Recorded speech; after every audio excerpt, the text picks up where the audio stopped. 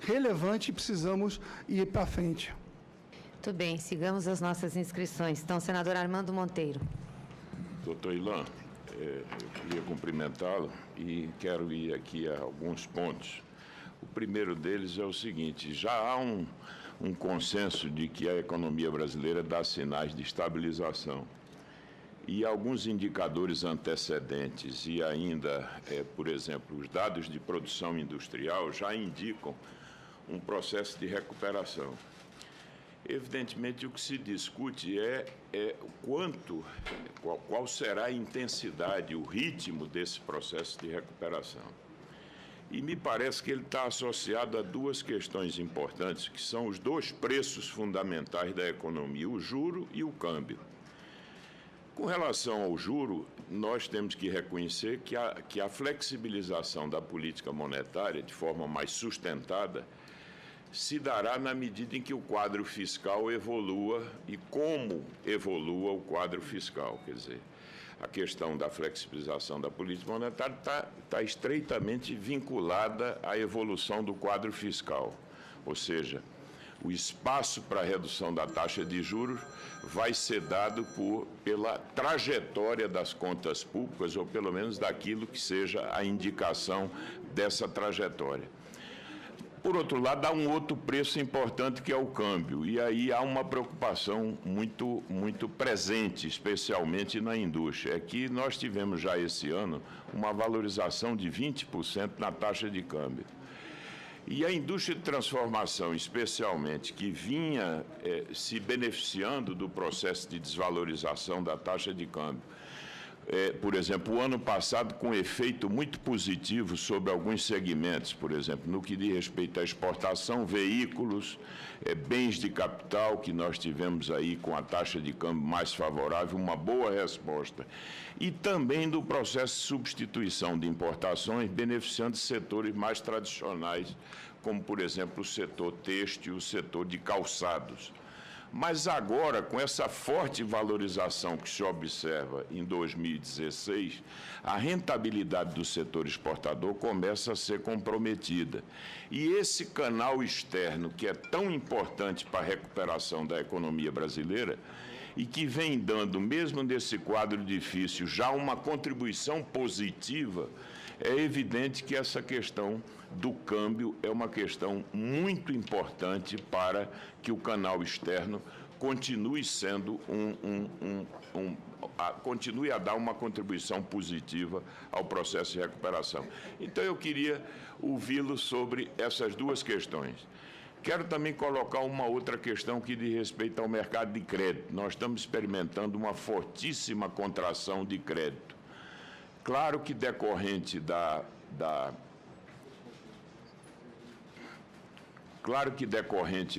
retração da demanda, mas também em grande medida porque a oferta de crédito no Brasil se contraiu muito, né? As instituições, os bancos estão com uma aversão muito grande ao risco e, portanto, o efeito combinado da queda da demanda e de uma retração também do lado da oferta está nos levando, no segmento livre, por exemplo, a uma queda de mais de 11%. Esse ano, queda em valor real, eu estou falando, mas também queda em valor nominal, quer dizer, uma queda de 2% em valor nominal e de 11% em valor real, quando consideramos a inflação.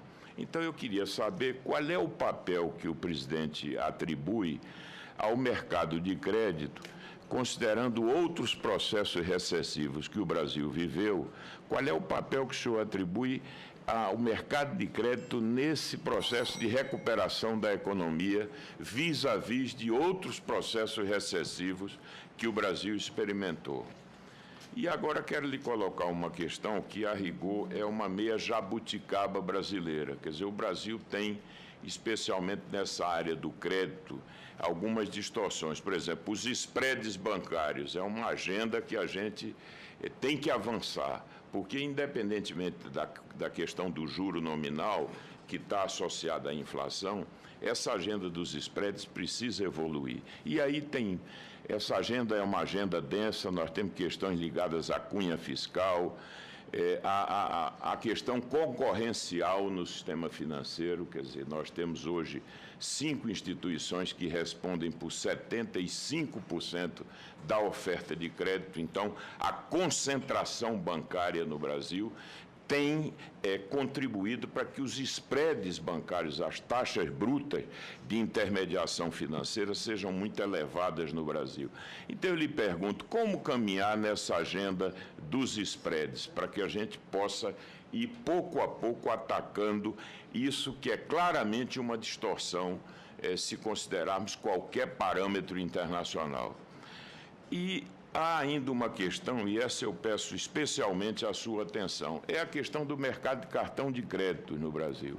O prazo para reembolso do crédito à vista das operadoras de cartão no Brasil é 30 dias, diferentemente de todos os países, os outros países, inclusive aqueles que têm inflação mais baixa do que o Brasil. Então, por exemplo, nos Estados Unidos, na Europa, até mesmo aqui na América Latina, no Chile, até na Argentina, os prazos são muito mais curtos, variando, no caso do Chile, de 3 dias para 18 dias no caso da Argentina. Não vou falar dos Estados Unidos e da Europa, que é 1 dia o prazo para reembolso. Agora, veja, presidente, o efeito que isso causa no capital de giro do setor varejista do Brasil, nos preços, porque, de alguma maneira, isso se transmite aos preços, tendo em vista que, com o custo de financeiro no Brasil, o lojista, o varejista, leva isso para o preço. Então, eu lhe pergunto, como fazer com que isso possa convergir para os padrões internacionais? E isso terá um efeito imediato, isso é como você, fazer algo que vai afetar imediatamente o capital de giro de todo o setor varejista no Brasil.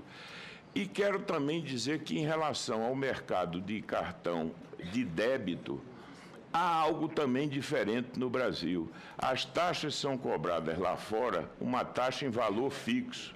No Brasil, é uma taxa ad valorem sobre o valor da transação.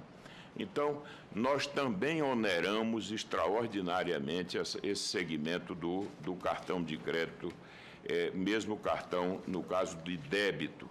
Eu gostaria de saber como o Banco Central pode atuar nessa questão, e me parece que pode, de forma a induzir um movimento em que se possa encurtar o prazo de reembolso nas operações do cartão de crédito. E, finalmente, uma questão: qual é a expectativa do presidente com a normalização da política monetária americana? Que reflexos isso terá no processo de recuperação da economia brasileira, tendo em vista que esse processo de normalização se traduz na elevação das taxas de juros nos Estados Unidos? Eram essas as questões, e eu agradeço, presidente. Com a palavra, presidente.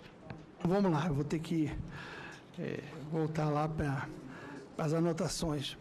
Muito obrigado pelas... Não, vou na ordem da...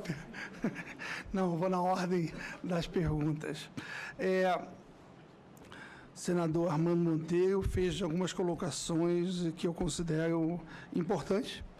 A primeira colocação em relação às condições para nós termos juros estruturais da economia sustentáveis, mas também fez a pergunta para nós termos um câmbio estruturalmente sustentável também.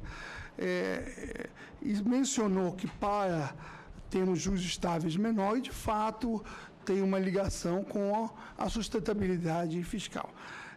Nós temos dito que nós não temos nenhum cronograma pré-estabelecido para a flexibilização monetária, mas falamos que sim, que uma das questões que nós estamos considerando é a questão fiscal, mas tem outras também, e que nenhuma sozinha, per se, define a política monetária.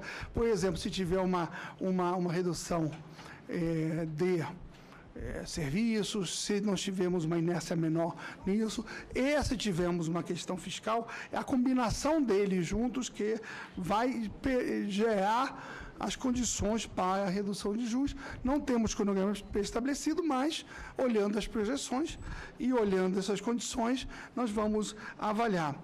Eu acredito que, na medida em que as reformas de ajustes serem feitas, nós vamos ter estruturalmente um juro menor, e esse estruturalmente juro menor vai ajudar na questão do câmbio de uma forma permanente. Na medida que o diferencial de juros ao longo do tempo, estruturalmente, de uma forma sustentável, isso vai ajudar a questão. Agora, uma outra questão no câmbio que é importante é a sua volatilidade.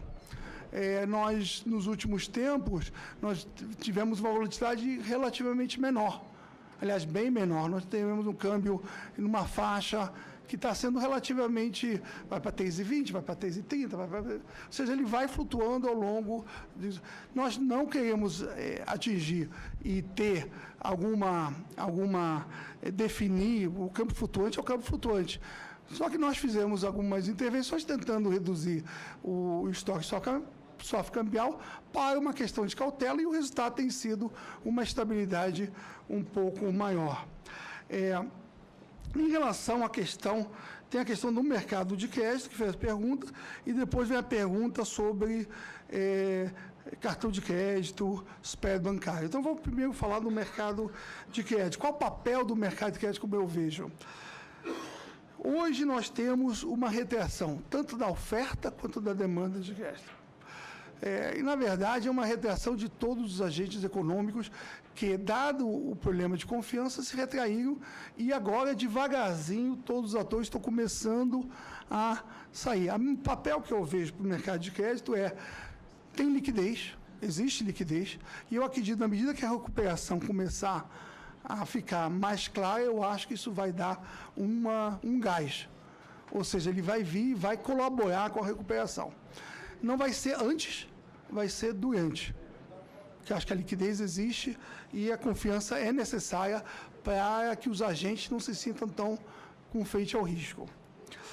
Em relação à questão da agenda, eu mencionei no discurso 4 pilares, que eu acho que é a atuação do Banco Central. Eu falei que eu achava que a gente deveria ter... Deixa eu só... Os 4 pilares são redução prudente e sustentável do custo de crédito. O spread bancário está aqui. Não é a força, tem várias razões porque o custo é onde está. Você tem cunha fiscal, você tem cunhas que têm a ver com compulsórios, tem cunhas a ver com subsídios cruzados. Você dá benefício de um lado, achando que não vai sair de lugar nenhum, vai acabar saindo do outro lado. Entendeu? Compulsório também. Então, tem várias questões que são questões de médio e longo prazo, não vão se resolver amanhã, mas fazem parte de uma agenda que está aqui nesse pilar. Tem um outro pilar que é a eficiência do sistema financeiro, tornar o sistema financeiro mais eficiente, com menos risco. Acho que a competição está lá dentro, que é a questão que foi colocada também. Em relação ao cartão de crédito, está dentro aqui também. São 2 questões que foram colocadas, a questão do prazo de liquidação, teve outra questão também da taxa. Eu acho que essas questões estão na agenda. Acho que são questões válidas para o Banco Central trabalhar junto com o sistema, porque são ações que têm que estar na agenda. Então, eu considero que faz parte do nosso trabalho tratar essas questões. Houve a pergunta no final da normalização da política monetária. Acredito que hoje nós estamos num período que não é muito bom para países avançados, mas para a economia emergente gera um período benigno. Para economias avançadas, elas não estão crescendo muito. O que significa que os juros continuam em zero ou negativo. Para as economias avançadas, elas querem voltar a crescer. Para economias emergentes, isso significa que nós temos financiamento barato, há uma busca por risco, o que valoriza nossos ativos. E, ao mesmo tempo, não saímos daquele risco do começo do ano de ter uma nova recessão que vem da China. Então, nós estamos num período onde não há recessão, há um crescimento moderado e o financiamento é barato. Acontece que isso não vai perdurar para sempre.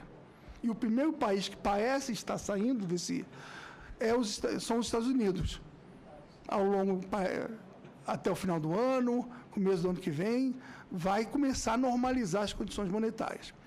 O que significa que, para nós, há um período aí de benigno, mas que em algum momento vai terminar.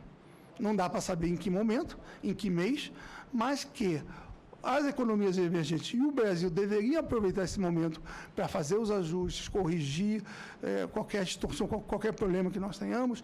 O momento é agora. Então, é isso que eu vejo. Então, estou vendo a normalização, ainda é bem devagar, está muito no seu começo, vai ser feito de uma forma muito gradual, mas vai acabar um dia. E nós temos que estar preparados para esse momento.